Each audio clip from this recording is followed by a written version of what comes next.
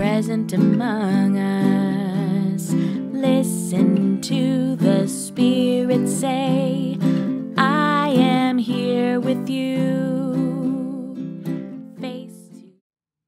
Good morning, boys and girls. It is so good to see you all today. And I don't know about you, but I can't believe we are already to day 4 of our Vacation Bible School. That means we only have one day left after today, but we are certainly going to make the most of it. So today we're going to be talking about what it means to think about who is always there for us. So I want you to think about who is always there for you. Maybe it's your brother or sister, maybe it's your parents or grandparents, or maybe an aunt or an uncle or a friend. But I'm betting there is someone who is always there for you. I'm wondering, do you know what that actually means to always be there for someone? Does it mean that they are always there by your side? Well, what does it mean to be there for the sick, or for the poor, or for your family, maybe for yourself? Another way of saying that is being present with someone. So if you're present with a friend, that means that you are waiting and listening and asking how you can best support them. It doesn't mean that you are always there 24/7 right by their side. Because whether we are together or apart, God is always with us. And we can be present with each other in many, many ways too. Keeping all that in mind, we are going to talk about our Bible story, in which we're going to see 3 different women who figured out how to be present with each other in their own special ways as they were going through something that is really, really challenging for them, really, really hard. And as we prepare to learn more about what it means to be present with each other, being there for each other, let's begin with a compassion prayer. Place one of your hands on your head and one of your hands on your heart. And remember, we do this because compassion begins in our head, but often we feel it in our hearts.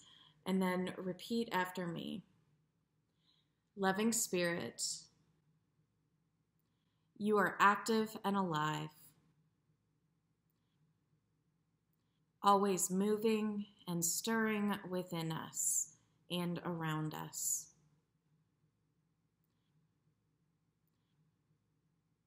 Please be an encouraging wind at our backs, giving us open minds and soft hearts to follow where you lead. Make us flexible and present in each moment, that we might embrace compassion by letting go of what we expected. Amen. So boys and girls, our Bible story today is one that may feel very hard and very sad. Our characters today are named Ruth and Naomi and Orpah. And you will find that what they're going through is one of those hard things that we all have to go through in this life. But I want you to hold tight and listen carefully, because all of them find their own ways to be there for each other because they love one another. And that is a gift that God gives to us, that we are able to love one another and be there for each other, but each in our own unique way. So listen now to these verses from Ruth chapter 1. During the days when the judges ruled, there was a famine in the land. A man with his wife and 2 sons went from Bethlehem of Judah to dwell in the territory of Moab. The name of this man was Elimelech, and the name of his wife was Naomi, and the names of his 2 sons were Mahlon and Chilion.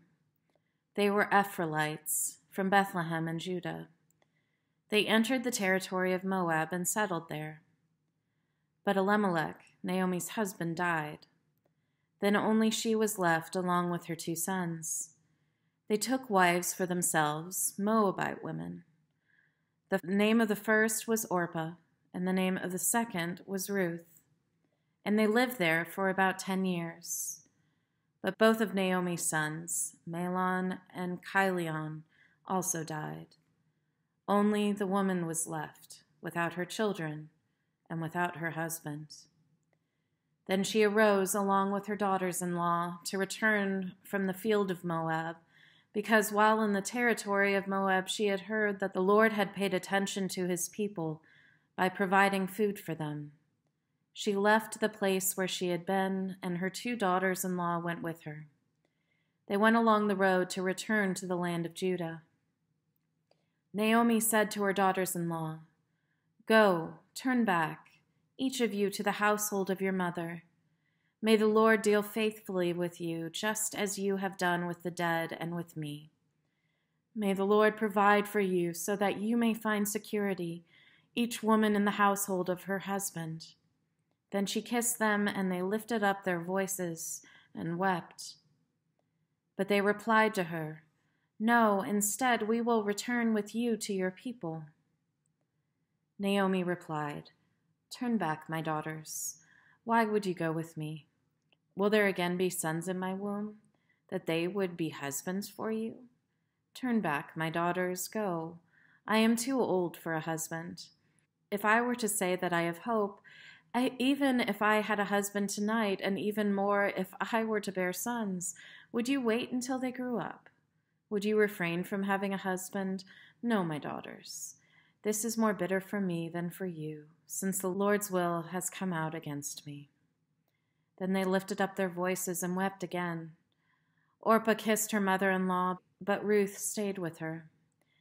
Naomi said, "Look, your sister-in-law is returning to her people and to her gods. Turn back after your sister-in-law." But Ruth replied, "Do not urge me to abandon you, to turn back from following after you.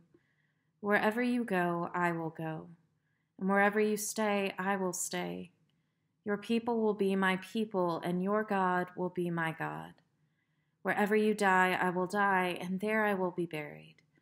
May the Lord do this to me and more, if even death separates me from you." When Naomi saw that Ruth was determined to go with her, she stopped speaking to her about it. So both of them went along until they arrived at Bethlehem. My friends, sometimes it's hard to know which direction to take. But if we are present to the experiences of those around us, if we are there with them through the experiences of those around us, then we can trust God's Spirit to show us what the compassionate way is. Naomi showed compassion to Ruth and Orpah by encouraging them to return to their families. Ruth showed compassion to Naomi by going with her and staying with her. Orpah showed compassion by supporting Ruth's decision while making the choice that was best for her. All gave compassion in their own way, showing us that there are many ways to follow the Spirit's leading to love and care. And all of them can be right. All of them can be okay. And that is also God's gift to us. So boys and girls, I hope you will ponder that today and look at your emails. Remember that tonight we are doing Water Day, so bring something you can get messy and get very wet in, and we will see you tonight at 5:30. See you soon.